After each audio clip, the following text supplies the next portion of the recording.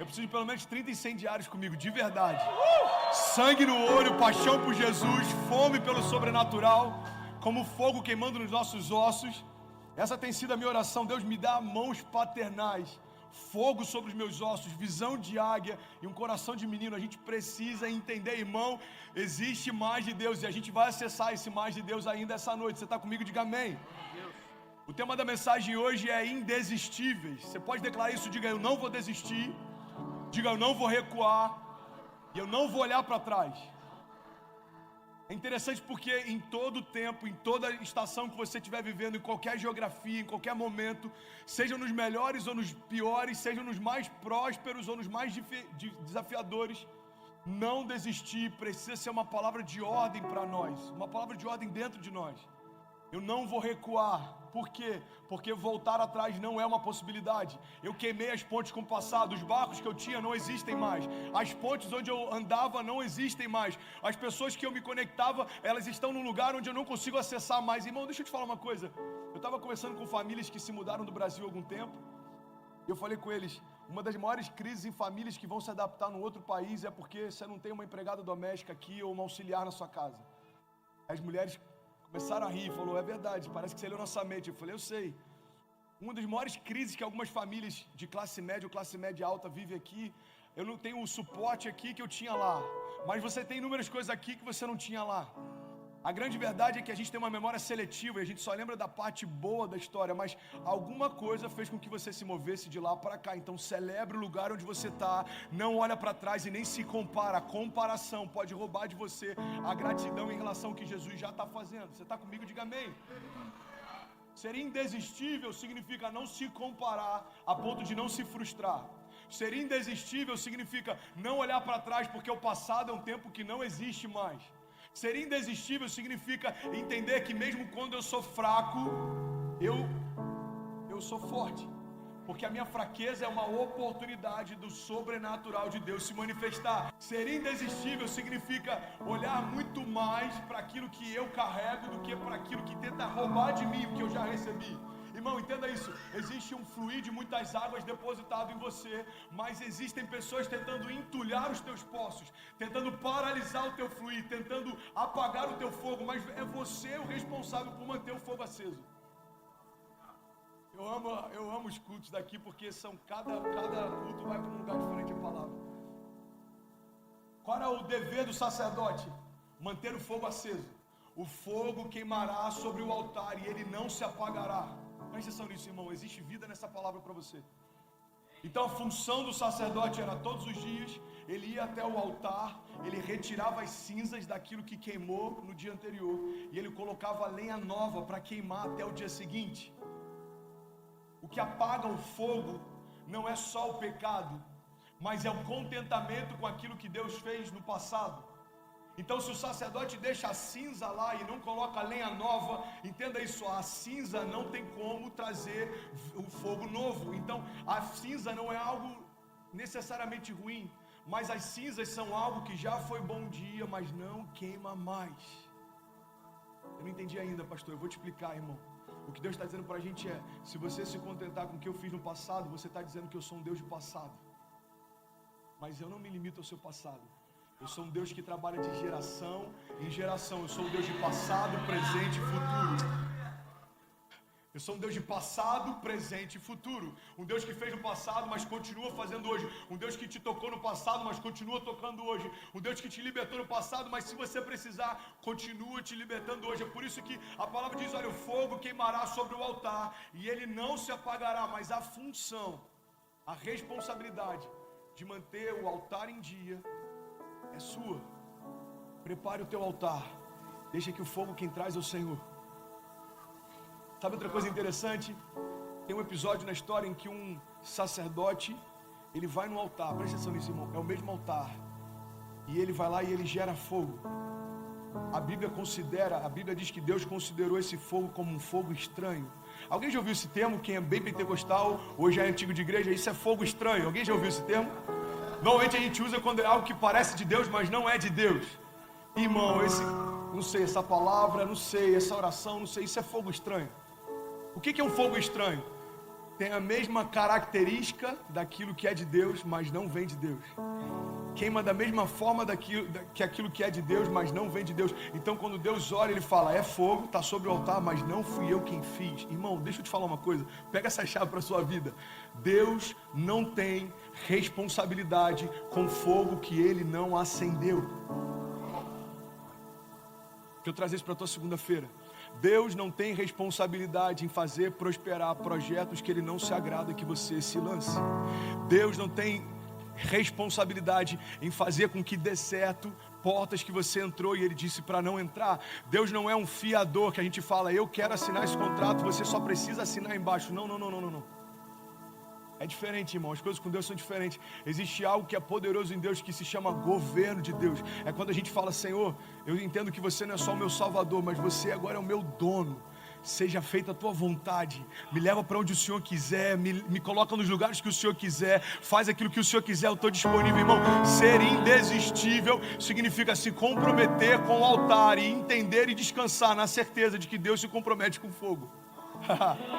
Ser indesistível significa se comprometer com o cuidado com a tua casa e ter a plena convicção de que o entorno da tua casa é Deus quem guarda. Irmão, quando o anjo da morte vai passar naquela época lá em que o povo está no Egito, o que Deus diz? Olha, pega um cordeiro e agora pega do sangue do cordeiro e marca os umbrais da porta. Quando o anjo da morte passar, as portas que tem a marca do sangue do cordeiro não serão tocadas. O que Deus está dizendo é o seguinte, olha, o anjo da morte vai trazer juízo, mas se você guardar a tua casa será guardada. Entenda isso, houve livramento e houve juízo. Os sacerdotes que escolheram o que a sua casa ia experimentar.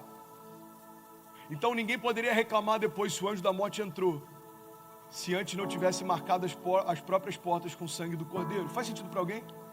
O que Deus está ensinando para a gente é o seguinte, você quer ser indesistível? Então tenha responsabilidade em relação àquilo que eu te chamei para fazer. Você é o único responsável pela história que você vai construir. Como assim, pastor? Eu estou me colocando no centro da minha história? Não. O que Deus poderia fazer, Ele já fez. Ele já deu para nós autoridade no nome de Jesus. Ele já deu para nós o poder, o sangue e a vida que há no sangue de Jesus. Ele já deu para nós a palavra que libera destinos, que tem chaves que abrem portas. Ele já deu para nós tudo aquilo que a gente precisa. Efésios 6 diz, então revesti-vos, pois, da armadura de Deus, para que vocês possam permanecer firmes, para que vocês possam lutar contra as astutas ciladas do diabo. A palavra está dizendo em Efésios 6, olha, vocês têm a armadura, o capacete, a espada, o escudo, agora avancem, marchem, não recuem. Pastor, mas eu estou ferido no meio dessa batalha. Ok, talvez você não tenha se vestido com o que precisava se vestir, talvez você não tenha se revestido com o que precisava se revestir, mas a boa notícia é, se você está de pé hoje, é porque ainda existe uma nova chance de recomeçar. Ainda existe uma nova chance. É como se Deus estivesse realistando pessoas aqui. É por isso até que eu raspei minha cabeça, irmão. Eu estou no alistamento aqui. É como se Deus estivesse realistando e dizendo, ei, você está ferido, deixa eu sarar suas feridas, toma novas vestes e vai de novo para o campo de batalha. Pastor, o que é o campo de batalha? É o dia a dia, irmão. Ninguém disse que seria fácil. Ninguém disse que seria fácil. Deixa eu te falar uma coisa, deixa eu incendiar você. Não vai ser rápido, não vai ser sem dor e não vai ser fácil. Desculpa decepcionar alguém aqui, mas essa é a verdade. Não vai ser rápido, não vai ser sem dor e não vai ser fácil. Mas os frutos daquilo que a gente vive em Deus são eternos. Às vezes a gente pega atalhos porque a gente quer prazeres momentâneos. O problema é que prazeres momentâneos não liberam destinos eternos. Irmão, ninguém escolhe o inferno como destino final, mas cada um de nós pode escolher os caminhos que levam até lá. Ninguém que está perdido escolheu o destino final, mas escolheu os caminhos que levam até lá. O que é ser indesistível, pastor? É ter sensibilidade para discernir os caminhos, é ter autoridade para dizer não para as tentações, é ter entendimento de aonde buscar ajuda quando sabe que não consegue mais, é ter plena convicção de que não é você quem é forte, mas é Deus quem te faz forte, não é você que é bom, mas é Deus quem é bom e cuida de você, não é você quem pode todas as coisas, apenas naquele que te fortalece. É você entender que não tem a ver com você mais, irmão, mas tem a ver com Deus. Paulo chega a ponto de dizer, olha, não sou mais eu quem vivo, mas Cristo vive em mim, e a vida que agora eu vivo para a glória do Filho de Deus. Então, porque não sou mais eu quem vivo, não tem mais a ver com as minhas limitações, limitações, irmão. Agora Deus tomou o controle da minha história. É Ele quem faz, é Ele quem luta por mim, é Ele quem fala por mim, é Ele quem me justifica, é Ele quem provê, é Ele quem me faz descansar e caminhar em pastos verdejantes, em águas tranquilas. É Ele que prepara uma mesa na presença dos meus inimigos e me honra, ungindo a minha cabeça com óleo, e o meu cálice faz transbordar. É Ele. Ele é o princípio e o fim de toda a história. Você está comigo? Vou começar a pregar. Eu quero falar sobre indesistíveis. Indesistíveis, irmão. Eu li algo que talvez defina alguns sonhadores aqui nesse auditório. Essa frase eu achei incrível. Ela diz: a única diferença entre o gênio e o louco é que o louco parou de sonhar. Perdão, o louco desistiu de sonhar. Eu não entendi, pastor. Eu vou explicar melhor. Todo gênio, todo cara que marcou a história, seja ele um libertador, seja ele um cara como Martin Luther King, como Nelson Mandela, seja ele um empreendedor como Elon Musk, Walt Disney, seja ele um herói da fé como José, como Davi, cada um desses caras em algum momento na construção da sua história foi tido como louco. Então qual que é a diferença entre um louco e um gênio? É que o louco desistiu de sonhar, ele parou antes da hora. Ele estava a alguns passos de viver o maior romper da sua vida. Ei, olha para mim, deixa eu te falar uma coisa. E que bom que as cadeiras estão distantes para eu não ficar cuspindo vocês. Presta atenção nisso. Tem pessoas desistindo porque não sabem que estão apenas a alguns passos do maior romper da sua história. Tem pessoas abrindo mão de carreiras, casamentos, projetos, propósitos, chamados, sem saber que estão apenas a alguns passos do maior romper da sua história. Irmão, ontem uma ovelha nossa lá de Orlando entrou no octógono do UFC, Rodolfo Vieira, 7ª luta no UFC, ele destruiu, primeiro round ele terminou a luta. E aí o que eu estava compartilhando de manhã é que na 8ª luta ele vai entrar com ainda mais convicção. E na 9ª, e na 10ª, e na 11ª, porque a gente precisa entender que esses desafios que a gente vive, eles são para forjar o nosso caráter e nos dar ainda mais confiança quando enfrentar os próximos. Então os adversários que a gente enfrentou até hoje não vieram para paralisar a gente, vieram para ensinar a gente. Aí deixa eu te falar uma coisa, você não está apanhando, você está aprendendo. Deus está forjando o teu caráter para um novo tempo. Pastor, mas é difícil, irmão, quem disse que seria fácil? Tem um dia mal, tem dia que dá vontade de desistir, tem dia que dá vontade de falar, cara, chega, eu não quero mais. Só que deixa no minuto seguinte o Espírito vir sobre você e te trazer a memória. Tem de bom ânimo, eu venci o mundo, você vai vencer também. Os teus gigantes não vão te abater, eles vão elevar você. Isso não é uma mensagem positivista, isso é a essência do Evangelho. O Evangelho é o triunfo da cruz sobre o inferno. O Evangelho é um Deus que se fez homem para que os homens fossem feitos filhos de Deus. O Evangelho fala sobre um Deus que na cruz, completamente vulnerável, despido, humilhado, fez de todo o inferno um espetáculo público. Isso é o Evangelho. E a minha pergunta é, se o inferno foi feito de palhaço, por que você acha que os seus gigantes não serão também? Aqueles que morreram com Cristo também ressuscitarão. Ele é o primogênito, inclusive dentre os mortos, para que em tudo tenha primogenitura. A palavra está dizendo, ele é o primeiro em tudo, até para vencer a morte. Mas a boa notícia é, aquele que um dia foi unigênito, se tornou agora primogênito. Ou seja, ele era único, agora se tornou primeiro. Acho que você não entendeu ainda. Ele era único, se tornou primeiro. Dentro da matemática, se existe primeiro, é porque nessa escala existem outros também. O que a Bíblia está dizendo é, ele era o único filho de Deus, mas porque ele se entregou, agora ele se tornou o primeiro de muitos. Tem algum filho de Deus aqui? Essa é a nossa vitória. Essa é a vitória da cruz. O pecado não nos prende mais, o passado não nos prende mais, as correntes não nos prendem mais, as cadeias, o jugo, a condenação, o cansaço não nos prende mais. Se nós recebemos de Deus o renovo para continuar lutando, isso é ser indesistível. Eu nem sei se essa palavra existe, mas eu acho que talvez ela seja o que melhor define o que a gente vai viver a partir daqui. Pastor, eu me comprometi com o meu destino mais do que todo o inferno se comprometeu em anular ele. Eu me comprometi com o meu futuro mais do que todo o inferno tem se comprometido para trazer à minha memória o meu passado. Pastor, eu me comprometi com as minhas promessas mais do que todo o inferno tem se comprometido para tentar me ludibriar com propostas. Eu estou focado. Neemias está no meio de uma construção. Os inimigos começam a enviar convites para ele. Ei, Neemias, vamos conversar.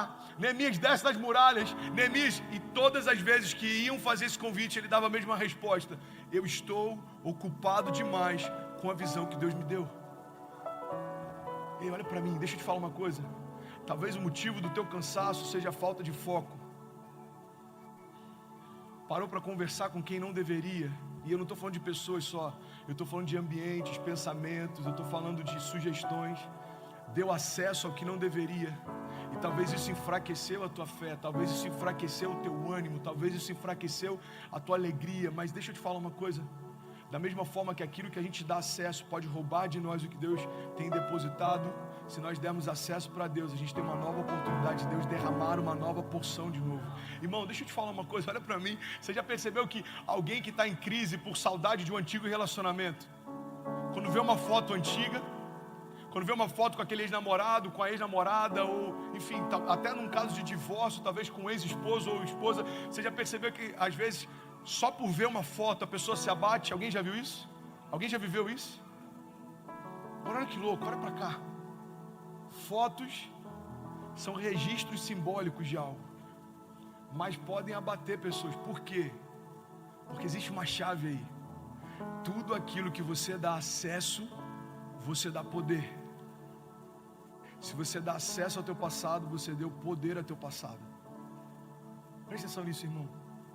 Por que a fé vem por ouvir e ouvir a palavra de Deus? Porque os nossos ouvidos são portais de entrada. Por que o próprio Jesus disse: olha, cuidado com aquilo que você faz, porque se isso faz você pecar, é melhor você arrancar aquilo que tem te levado para o pecado do que você viver em pecado. Irmão, presta atenção nisso. Por que a palavra de Deus diz sobre todas as coisas que se deve guardar? Guarda o teu coração. Irmão, o coração não está de forma externa. O coração está guardado de forma interna. Então a única forma do meu coração se perder é se eu deixar algo entrar. Cara, isso é muito poderoso. Eu estou recebendo muito de Deus. Eu estou recebendo de Deus essa noite. Tem mais alguém que está recebendo? Instrução, direção, presta atenção nisso. Sobre todas as coisas que se deve guardar, guarda o teu coração. Mas espera aí, se o meu coração está interno, como que algo pode fazer com que o meu coração se perca? Através dos portais de entrada. Os nossos ouvidos são portas de entrada. Os nossos olhos são portas de entrada. A mulher, ela é ganha pelo homem quando ela está namorando, por aquilo que ouve. Agora, o que faz uma mulher ganhar o homem é aquilo que vê. Os portais de entrada para o homem, isso faz parte da nossa, da nossa, não é genética, mas a forma como a gente se move. O homem é atraído pelo que vê, a mulher é atraída pelo que ouve. São portais de entrada. A boca é um portal em que saem coisas. A própria palavra de Jesus diz: olha, o que contamina não é aquilo que entra, mas aquilo que sai. Por quê? Porque palavras ferem mais do que espadas. Tem pessoas que liberam palavras de morte. A Bíblia diz que na nossa boca carrega o poder de vida ou de morte. Então entenda isso, irmão, em nome de Jesus. Por que memórias abatem pessoas? Porque tudo aquilo que você dá atenção, você dá poder. Você está comigo? Amém? Então, debaixo desse entendimento, vamos abrir um pouco esse leque. Presta atenção. Se eu dou atenção à palavra de Deus, eu dou poder à palavra de Deus. Se eu dou atenção às promessas de Deus, eu dou poder às promessas de Deus. Se eu dou atenção ao destino que Deus preparou para mim, eu dou poder para que o destino que Deus preparou para mim se cumpra. O que Deus está falando para a gente é: ei, mantenha-se focado.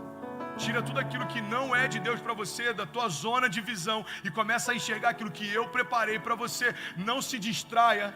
Não olha para trás. Por que Deus fala não olha para trás? A gente tem até aquele episódio da esposa de Ló. Ele diz: olha, não olha para trás. Por quê? Porque existe algo novo que eu estou fazendo. Deus está dizendo para a gente: eis que eu estou fazendo coisas novas. Então não olha para trás, porque em algum momento você pode tentar comparar o que viveu com o que está vivendo. Isso vai matar você. A diferença entre um gênio e um louco é que o louco desistiu de sonhar. Todo visionário, todo herói da fé, todo empreendedor, todo cristão, em algum momento da sua caminhada já foi considerado louco. A pergunta é: o que faz com que você não desista? Eu creio que é uma plena convicção em relação ao chamado que tem. Irmão, eu tenho tido um número grande de seguidores agora nas redes sociais. Pelo menos para mim é grande em relação ao que eu tinha no último ano. E dentre esses seguidores tem todo tipo de pessoa e tem todo tipo de mulher. Tem mulheres lindas, tem top models, tem atletas, tem uma galera lá. E a pergunta é, você se sente tentado em algum momento? Irmão, eu sei quem eu era antes de Jesus chegar.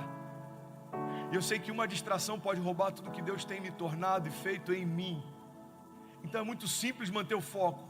É você olhar para aquilo que está em jogo. O que está em jogo? Cecília e o referencial que ela tem de mim como pai. Kezinha e o referencial que ela tem de mim como esposo. A igreja que Deus tem dado e o referencial que tem como pastor. Manter o foco é simples. É só você olhar para os presentes de Deus e comparar com as propostas do inferno. Irmão, em nome de Jesus.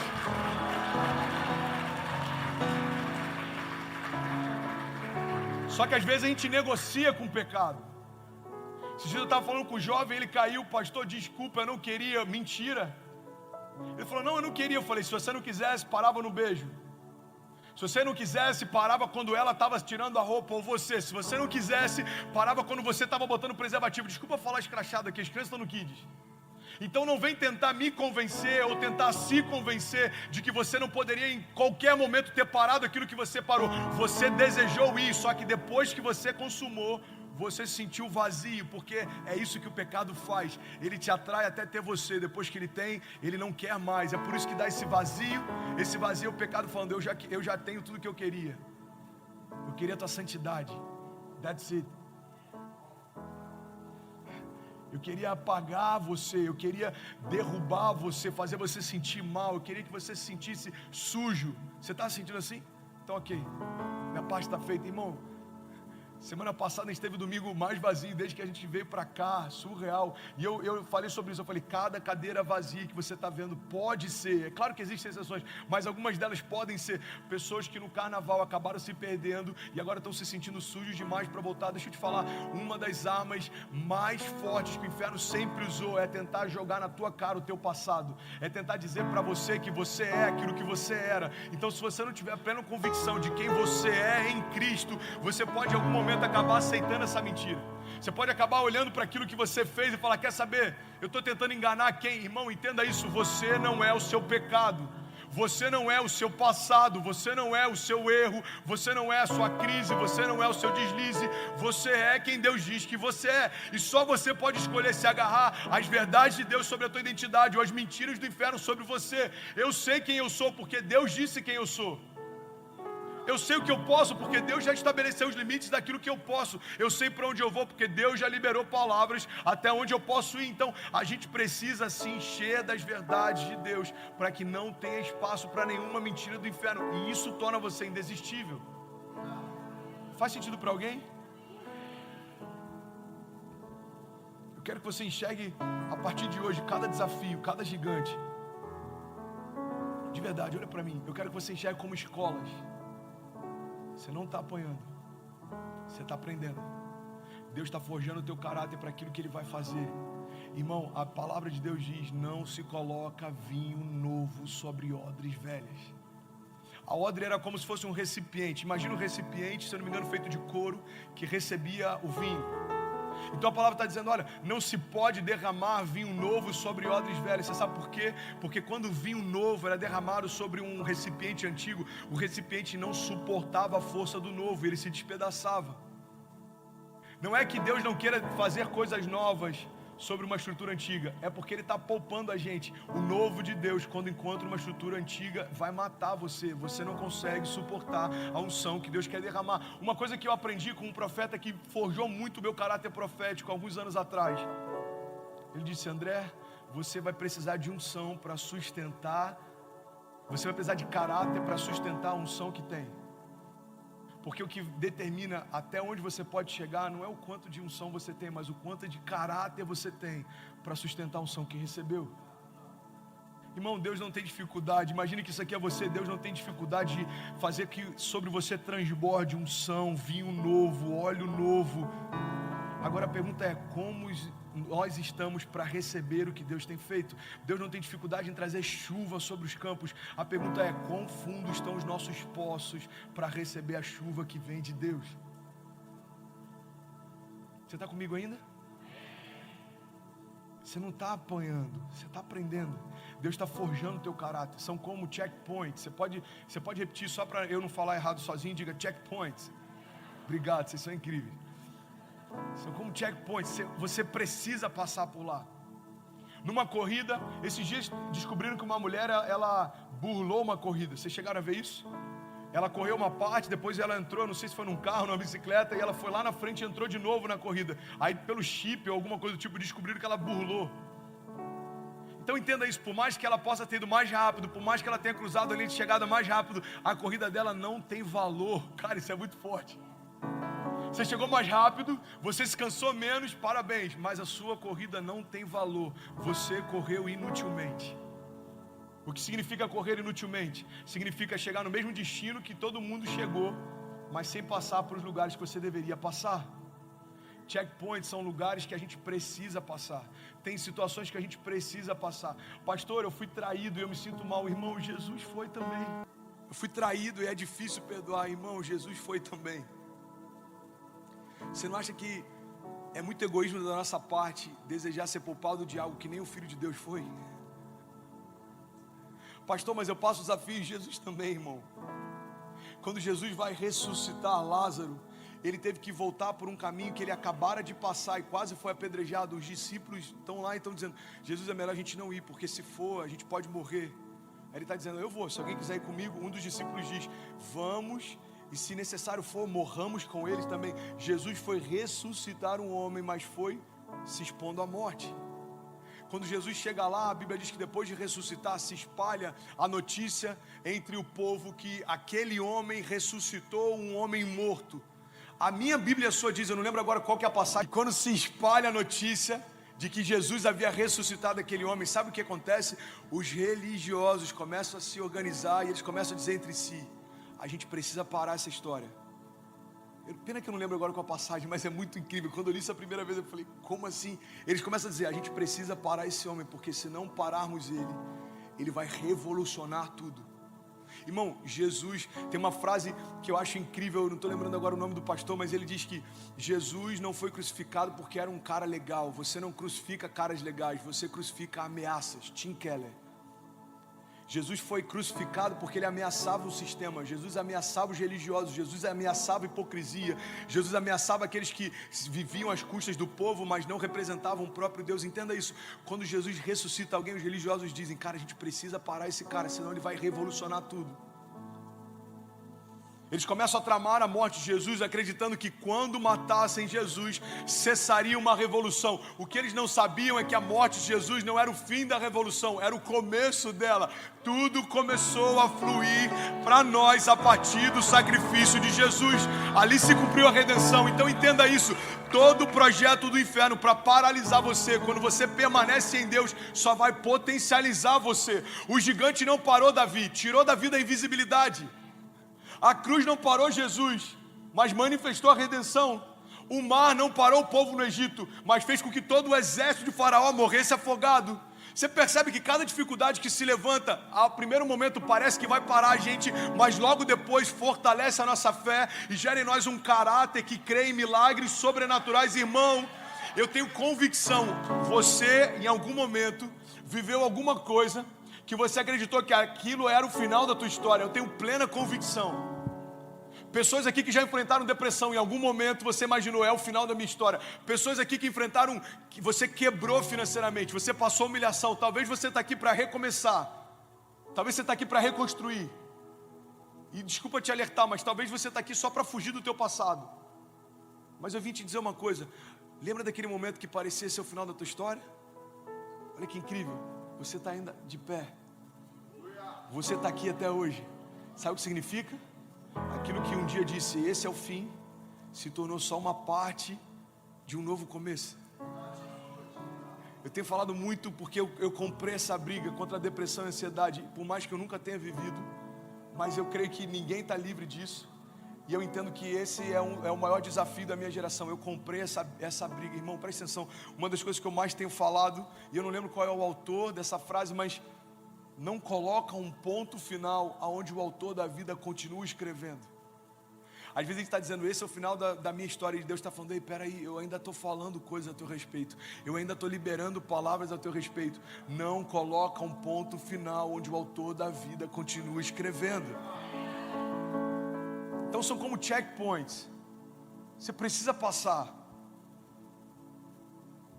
Pastor, eu precisava passar por isso? Precisava, irmão. Tudo que a gente vive é porque Deus permitiu, e se Deus permitiu é porque tem um propósito. Deus não nos empurra para crises, mas se Ele permite que elas cheguem, a gente vai ter alguma coisa para aprender com isso. Já falei sobre isso, quando eu estava internado, eu sou um cara apaixonado por filme. Irmão, quando eu tinha 15 anos de idade, eu fui espancado na saída de uma boate. Eu fiquei um mês com a minha boca toda amarrada, porque fraturaram minha mandíbula, rasgou o nariz, enfim. Eu também não era um cara legal não, ok? Eu ganhei um prêmio da locadora, uma cesta de chocolate. Eu falei, mãe, por que deram essa cesta de chocolate? Não, pela quantidade de filmes que você alugou. Na época que a gente tinha que ir numa locadora, alugava, sabe, era uma coisa plástica assim. Você tinha que rebobinar, ok? Vocês não sabem o que é isso. Eu ganhei, então entenda, você está falando com um cara que é apaixonado por filme. Eu assistia muito filme, até que surgiu a Netflix. Aí eu descobri que agora a graça é só escolher um filme, e depois de 2 horas você desiste de escolher o filme, porque não tem nenhum filme legal e você vai dormir. Alguém passa por isso também? Foi feito um estudo sobre o comportamento de usuários da Netflix. A gente passa mais tempo escolhendo títulos do que assistindo títulos. Eu acho que só tem 5 filmes legais, e como a gente já viu todos, a gente fica com a plena esperança de que deve ter alguma coisa que eu não achei. Não tem, ok? Tudo que tinha para ver você já viu, é aquilo ali, é isso aí e acabou. Fechar esse parênteses do Netflix. Mas é incrível a Netflix, vai que um dia eles patrocinam uma série nova. Netflix é incrível, tá, gente? Assinem. Deixa eu beber uma água aqui. Jesus. O dia que eu estava, entenda isso. Então eu sou um cara apaixonado por filme. Quando eu fui internado, eu não tinha plano de saúde na época. A Kezinha, a Ceci tinha, eu não tinha. E aí quando eu cheguei no hospital, o cara que a gente tinha começado a igreja 5 meses antes, sei lá, o dono da casa que a gente começou o GC, que depois virou igreja, ele era médico, e foi ele quem abençoou a gente em tudo. E aí daqui a pouco me transferem do CTI para um quarto. Quando eu chego no quarto, tinha ar-condicionado, um banheiro só para mim e uma TV. Eu falei, uau, obrigado Jesus. A gente só dá valor àquilo que tem quando a gente fica muito próximo de não ter mais. Detalhes tão simples. Fica a dica. E aí quando eu chego lá, eu olhei aquela TV, eu falei, cara, demorou, eu vou mergulhar nos filmes aqui, eu vou assistir um monte de filme. E aí Deus falou nitidamente comigo, deserto não é lugar de entretenimento. Deserto é lugar de aprendizagem. Deixa eu te falar uma coisa, não tente se entreter em estações que você deveria estar aprendendo. Porque sabe qual é a chave do checkpoint? É que você precisa passar por lá.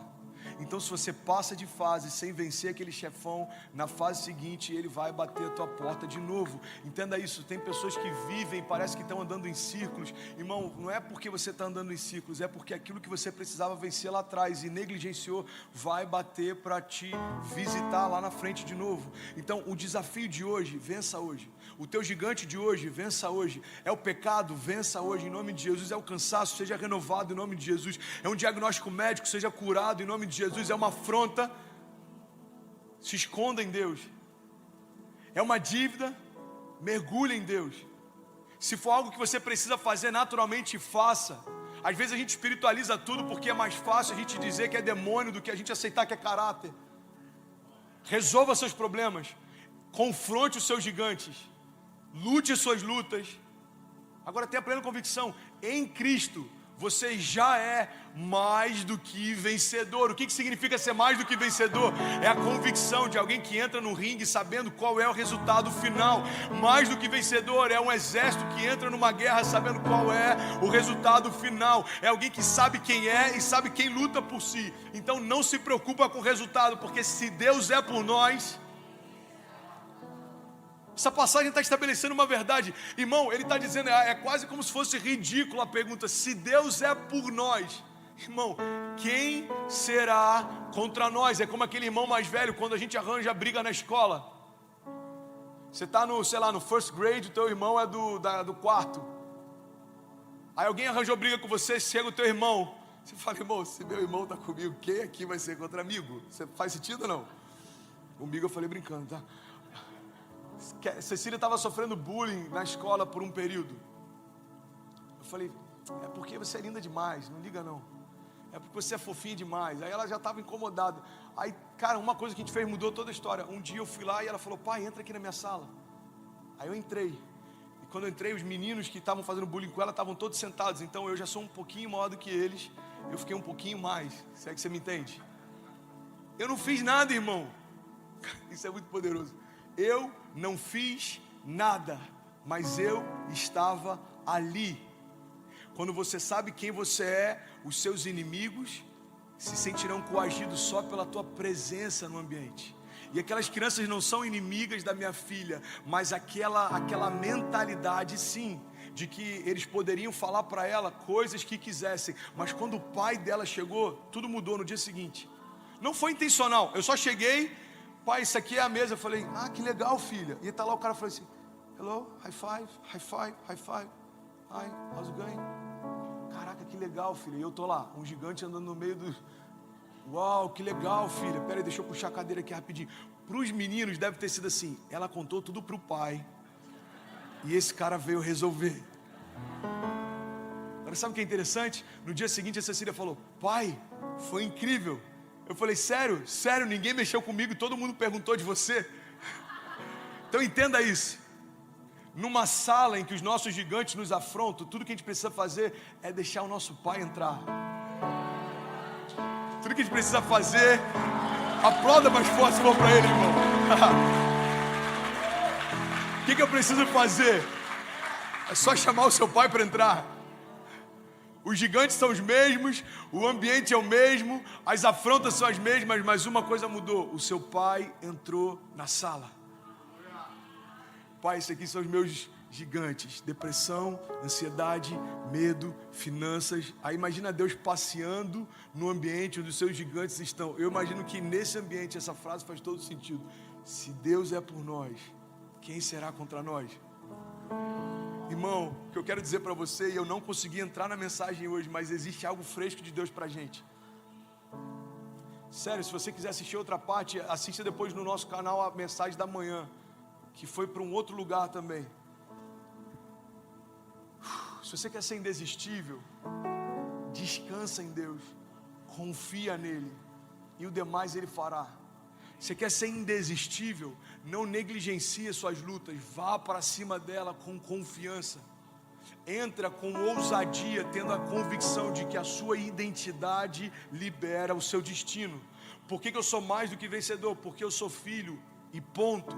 Por que eu tenho acesso às heranças do meu pai? Porque eu sou filho e ponto. Por que eu vou viver milagres e os melhores dias da minha vida? Porque eu sou filho e ponto. Cecília não precisou me convencer de dar para ela tudo que eu puder dar. Ela não precisa me convencer, é dela por direito. Por quê? Porque a filiação que existe entre nós faz com que eu me entregue por ela se for necessário.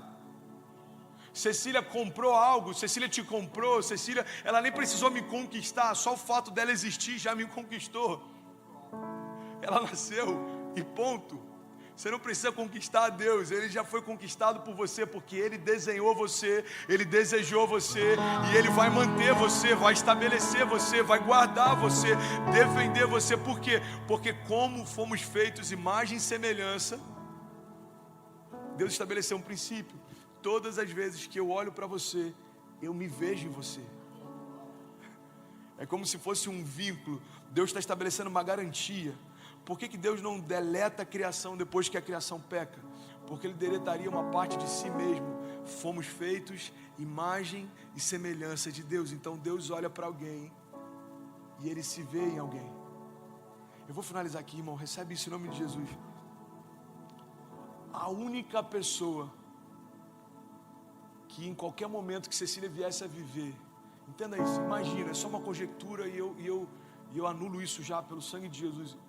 Cecília, imagina, se perdeu, está vivendo uma vida completamente diferente do que a gente ensinou, a gente está tempos sem ver e depois de um tempo ela retorna para casa.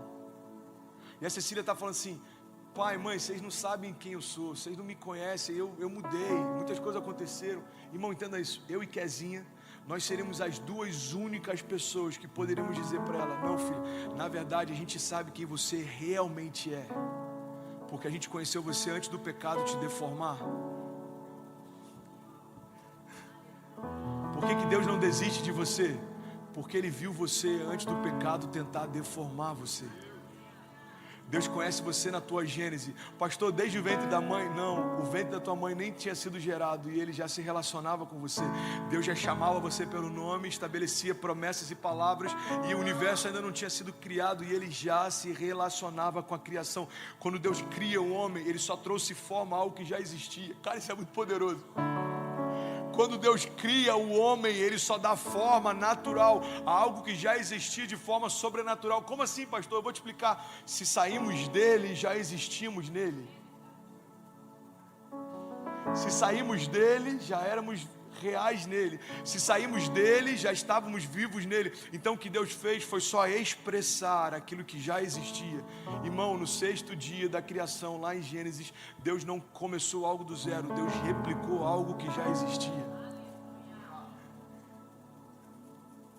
É o único momento em que Deus abre mão da imaginação, em Gênesis.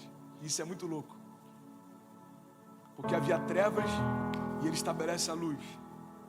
Ele estabelece a separação entre a porção seca e a porção molhada, entre o dia e a noite. Ele estabelece a criação, todos os frutos, as árvores, os animais. Mas quando chega na hora de criar o homem, Deus não cria algo que não existia. Ele replica o que já existia. Ele diz: façamos então o homem a nossa imagem e a nossa semelhança.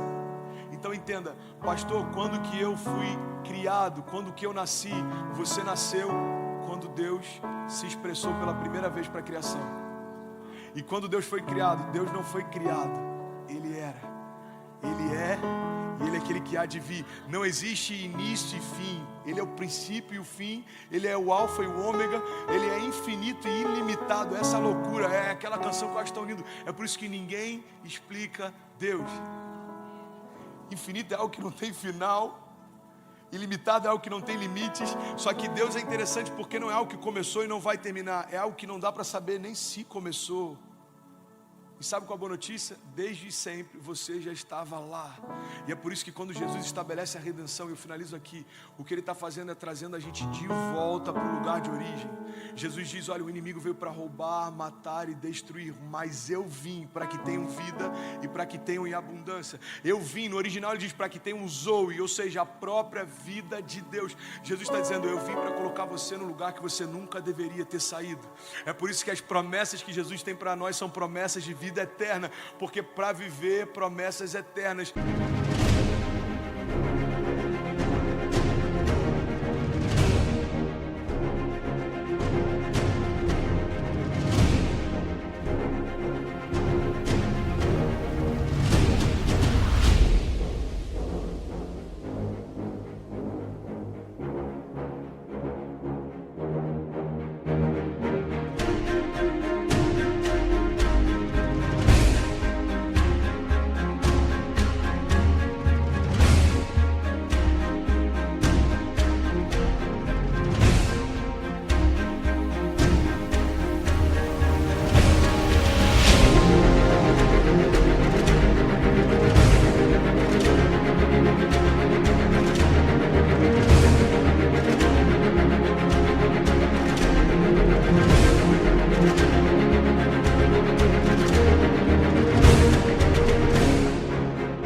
Você não conseguiria fazer isso sendo limitado. Faz sentido? Deus te dá promessas de vida eterna, mas a sua vida termina com 60 anos. Deus te dá promessas de vida eterna, mas a sua história termina com 80 anos. Então Jesus diz: olha, já que você vai viver promessas eternas, você vai receber vida eterna também. Agora nos tornamos um com o Pai. Irmão, a morte não separa mais você de Deus, o pecado não separou mais você de Deus, porque se estamos em Cristo, nada poderá nos separar do amor de Deus, nem anjos, nem demônios, nem altura, nem profundidade, nem o presente, nem o porvir, nem qualquer outra coisa na criação nos separará do amor de Deus que está em Cristo Jesus. Pastor, eu quero me tornar indesistível, o que eu faço? Aceita a identidade que você já tem e caminha à altura dela. Judas sabia que era discípulo. Adão sabia que era filho. Davi sabia que era rei. Sansão sabia quem era libertador e o homem mais forte que já existiu. Mas o fato deles saberem quem eram não significa que eles não tenham esquecido em algum momento. O que eu vim aqui nessa noite é lembrar quem você é, porque isso libera o que você pode. Você é filho de Deus, você foi comprado pelo sangue do Cordeiro, você foi justificado por Ele, você... Forever lover. In the depths of the darkest night, your love shines through, a guiding light. With every heartbeat I feel your grace. In your warm embrace I find my place. Darling, don't cry, don't shed a tear, for I'll be your fortress, I'll always be near. Though storms may rage and oceans may roar, I'll stand by your side forevermore. Through the trials and the tests we face, our love will endure, it cannot be erased. So dry your eyes, my love, and take my hand. Together we'll conquer. Foi renovado por Ele, então não há nada nem ninguém, nada, nem ninguém que possa mudar quem você é. Não tem nada que você faça para que Deus te ame mais, e não tem nada que você tenha feito para que Deus te ame menos. Ele ama você por quem você é. Você pode levantar suas mãos e declarar isso comigo. Diga: obrigado, Jesus. Diga: porque eu sou quem o Senhor diz que eu sou. Diga: eu posso o que o Senhor diz que eu posso. Diga: e eu vou viver o que o Senhor diz que eu vou viver.